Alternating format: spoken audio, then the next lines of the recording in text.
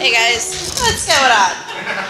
Alright, so I do this thing now around town, and before I got here, I heard when I was about 8 years old when we went to Cracker Barrel, and I know everybody knows the peg game on the table, and my dad is, he likes to relate everything to a damn analogy. So he says to me, Tony, I don't know why you're trying to fit those round pegs in that hole. You're a square peg, baby. And one day you'll realize what I mean. Man, did I realize what he meant. So growing up, I grew up in Daytona Beach, Florida. And back when I was a kid, it was a lot of blonde hair, blue-eyed kids. No Italian girls existed around there, let alone loudmouth Italians who were raised by loudmouth families. So I stuck out like this sore thumb, and I was trying to figure out where I fit, and I didn't find my tribe yet.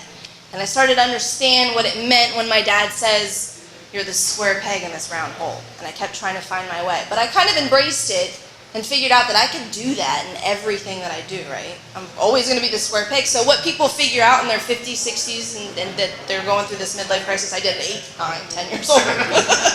So I figured out that I was just never going to fit in, really. So I took that and ran with it. When I was 18 years old, well, backtrack, when I was in high school, I signed up for football. I was a freshman football player, one of the only girls that ever did it in my high school, middle linebacker. That was me. Yeah. True story. And then I went through basketball and then weightlifting. I was a power lifter, and I got in the 154 class, so I stacked on some weight, and I got into the heavyweights. And I was 5th in the state of Florida for cleaning and jerking 190 pounds. So this is right? Mess with me, okay? So I'm getting this confidence in myself, and I'm figuring out this whole square peg thing. This method is really working for me. So I graduate and immediately go into the Miss USA pageant, because I'm an extremist. So I go, I'm 5'3", because this is probably the first time I'm not wearing heels in a long time.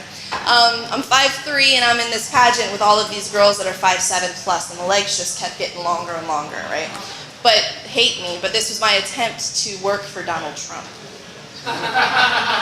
He owned the pageant, and I figured, I'm going to use my personality and not my looks, and I'm going to defy what everybody else says about fitting in. I don't fit in. I'm not a pageant girl, but I'm going to do the damn thing, and I did it, and I won Best Interview.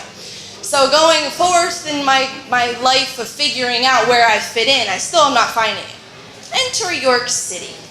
I finally meet my tribe of people. I meet all of the square pegs trying to do something that everybody says that we cannot.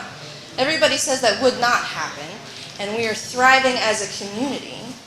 And that is my story about how I found my tribe of all the square pegs. Thank you.